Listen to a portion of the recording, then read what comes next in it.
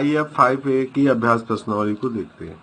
पहला सवाल इसमें दिया है कि आपको जो है देखिए दो, हमने बताया था पाइथागोरस प्रमेय से पहले कि इसमें समकोण त्रिभुज में दो भुजाएं ज्ञात होंगी, दो भुजाएं ज्ञात है आपको और तीसरी भुजा निकालना है। तो सबसे पहले हमें ये देखना है कि ये भुजा है कौन सी भुजा। तो देखिए ये समकोण त्रिभुज है और इसके सामने की भुजा को हम कर्ण कहते हैं।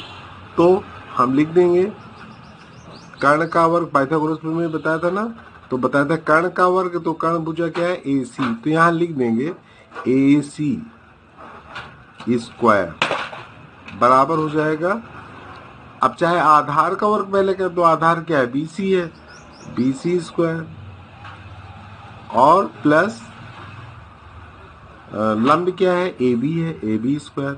हमने इससे पहले बताया था पाइथागोरस में कि समकोण त्रिभुज में कर्ण पर बना वर्ग शेष दोनों भुजाओं पर बने वर्ग के योग के बराबर होता है। तो AC, तो देखिए AC हमें यही निकालना ही है, AC स्क्वायर, और BC भुजा हमारा दिया है 8, तो 8 का वर्ग कर देंगे। AB कितनी दिया है, AB 6 है, तो 6 का वर्ग कर देंगे। AC स्क्वायर बराबर 8 टाइम 64, 8 का 2 बार गुणा करेंगे, 6 छंग 36 हो जाएगा।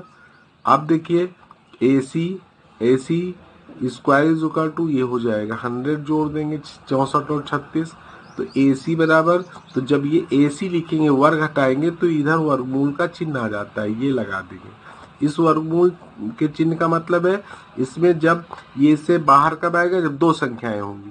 जैसे 10 गुणे 10 कर देंगे, इसको 10 दहम 100 होता है, तो अब ये 10 बाहर आ जाएगा, वर्गमूल चिन्ह, ये वर्गमूल का चिन्ह हट जाएगा, यानी कि 10 आ गया। तो इसका मतलब है जो AC भुजा है वो 10 सेंटीमीटर है। तो इसी तरह इसकी सवालें हैं। सवाल नंबर दूसरी क्या है, दूसरी देखिए, अब इसमें समकोण त्रिभुज ये बन रहा है, तो इसके सामने की जो सम्मुख भुजा है ये सामने भुजा है, BC ये कर्ण हो गया। तो पाइथागोरस प्रमेय से लिख देंगे, पाइथागोरस प्रमेय से यहाँ लिख देंगे।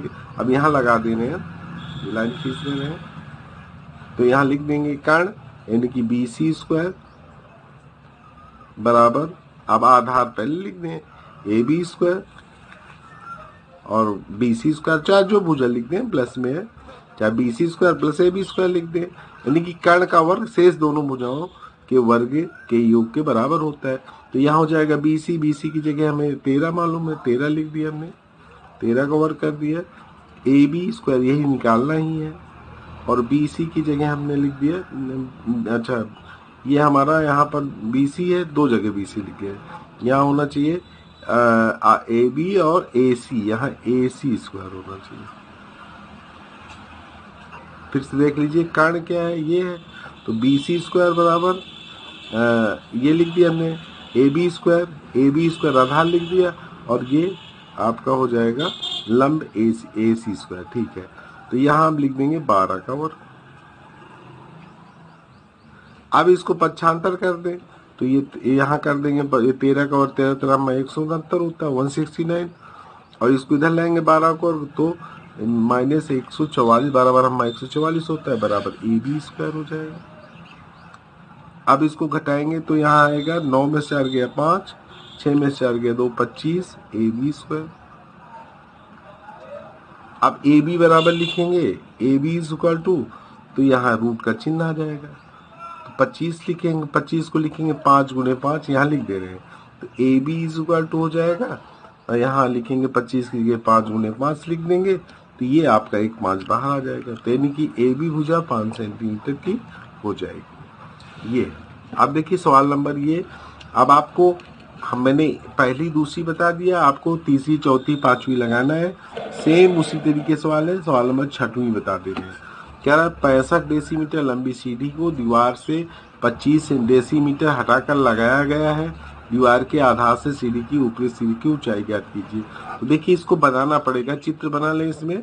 तो पहले हम दिखा दें, ये मान लो दीवार है, इस पर सीढ़ी ऐसे लगाएंगे, मान लीजिए सीढ़ी हो गई,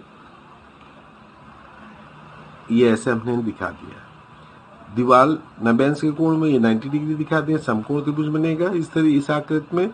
तो अब देखिए कह रहा है 65 डेसीमीटर लंबी सीढ़ी, तो ये 65 है डेसीमीटर, ठीक है। दीवार से 25 डेसीमीटर हटाकर, तो दीवार से यहां तक की दूरी मान लीजिए 25 दिया है डेसीमीटर,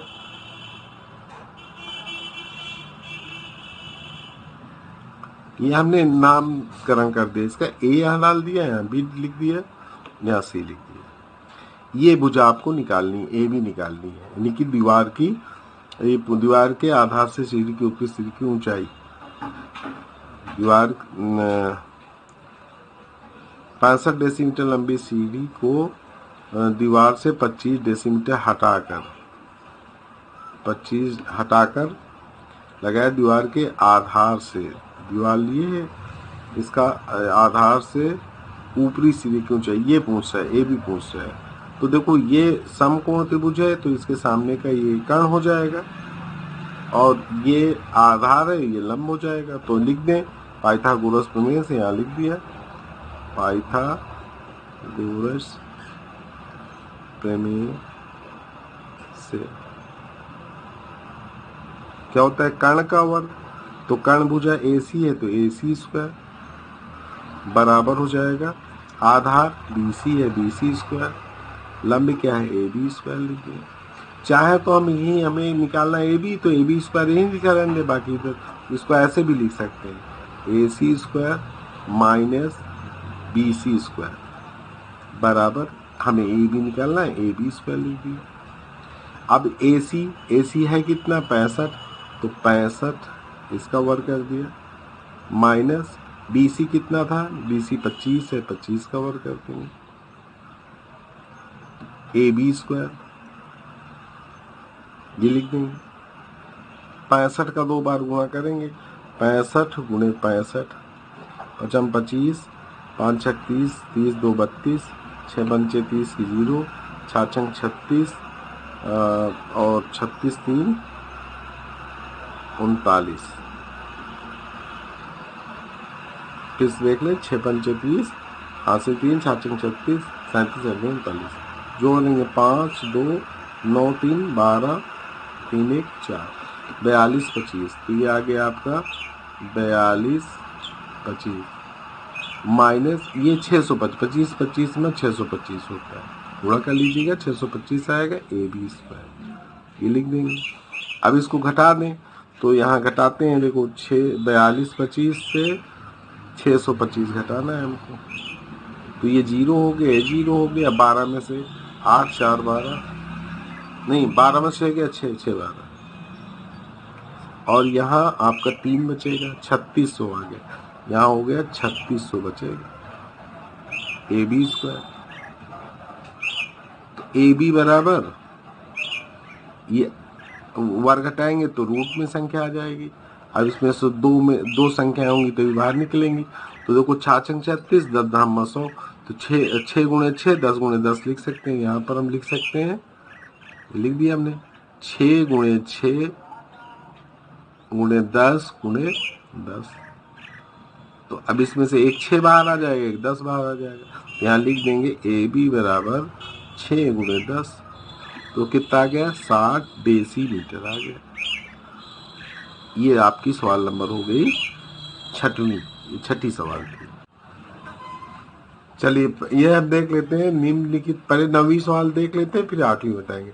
निम्नलिखित में पाइथागोरियन त्रिक छांट कर लिखिए, तो पहले जो है पाइथागोरियन त्रिक समझ लें।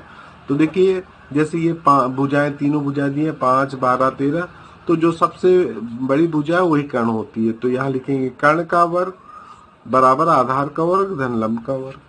तो अब ये जो है ये 13 का वर्ग करेंगे तो 169 आएगा, और 5 का वर्ग 25, 12 का वर्ग 12 बराबर 144।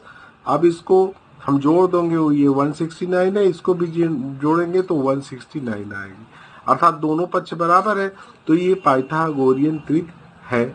जैसे मान लीजिए अब दूसरी चेक करना है आपको, तो यहाँ सबसे बड़ी भुजा 15 है, तो 15 का वर्ग यानी कि ये कर्ण हो गया, और शेष दोनों भुजाएं जो 8 का वर्ग और ये 7 और 8 का वर्ग कर दीजिए।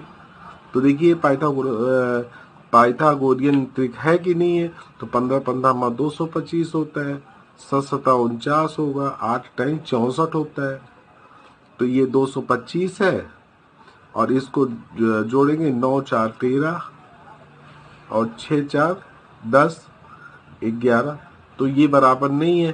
तो इसका मतलब है ये जो दूसरा है, ये जो 7 8 15 है, ये पाइथागोरियन त्रिक नहीं है। इसी तरह इसको चेक कर लेंगे।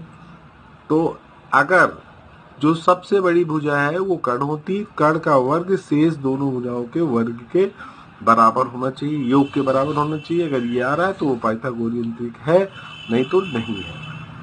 अब 8वीं सवाल मैंने पहले क्यों नहीं बताई थी, इसीलिए नहीं बताई थी क्योंकि देखिए यहाँ लिखा है निम्नलिखित पाइथागोरियन त्रिक, तो ये पाइथागोरियन त्रिक लिखी है, प्रत्येक से 3 3 पाइथागोरियन त्रिक बनाइए कह रहा है।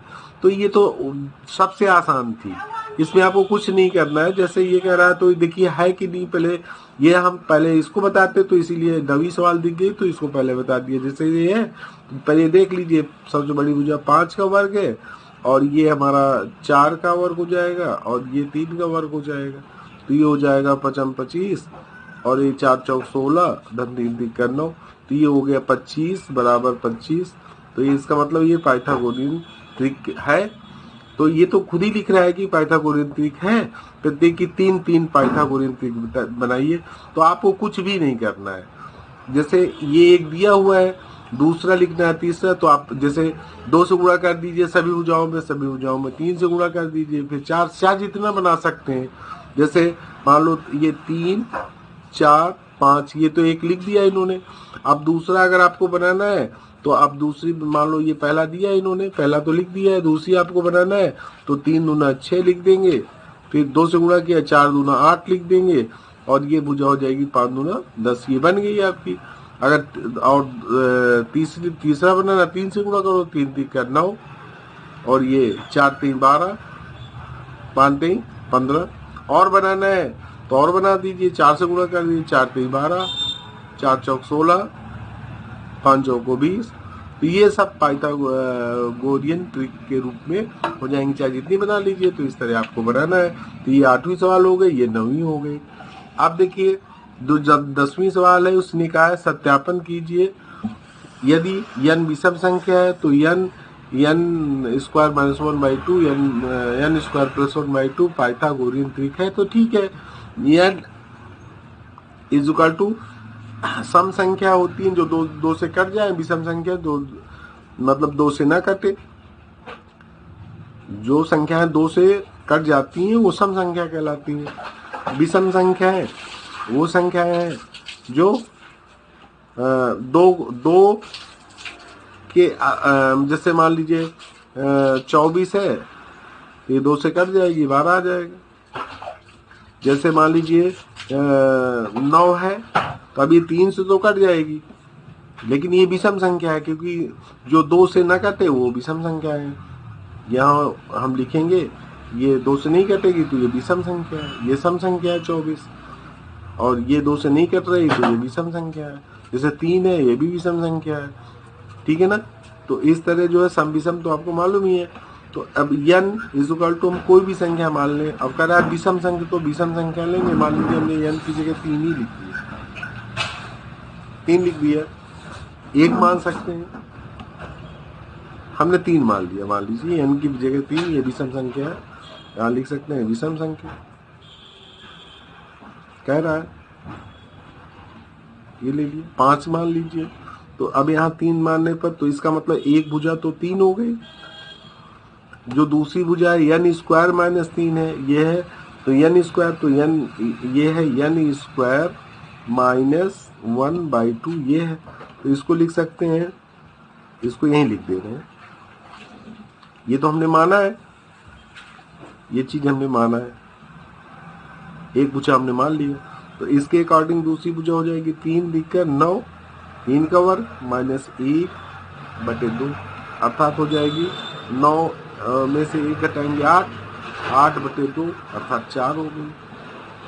और तीसरी भुजा इन्होंने लिखा है n स्क्वायर प्लस 1/2, तो ये हो जाएगा 3 का वर्ग धन 1/2, तो ये हो जाएगा 3 3 का 9, 10/2, तो ये हो जाएगा 5। तो एक भुजा हो गई 3, 3, दूसरी भुजा आई आपकी 4, तीसरी भुजा आई 5। तो देख लीजिए सबसे बड़ी भुजा कौन सी है, 5 है। तो 5 का वर्ग बराबर 3 का वर्ग धन 4 का वर्ग। तो ये 5 25, 3 तिक्का 9, 4 चौक 16। तो ये 25 बराबर 25 ये हो गया। तो ये सत्यापन इसका हो गया। तो इस तरह लेकर हम कोई भी विषम संख्या लेकर एक संख्या ले लेंगे और एक से उसको पहली संख्या हो जाएगी और ये जो दिया है इसमें मान रख देंगे, दूसरी और तीसरी संख्या निकाल लेंगे, वो जो आएगा वो पाइथागोरियन ट्री होगी। ये हो गई आपकी सारी सवालें। लोग अभ्यास प्रश्नावली की पूरी सवालों को लगाइए।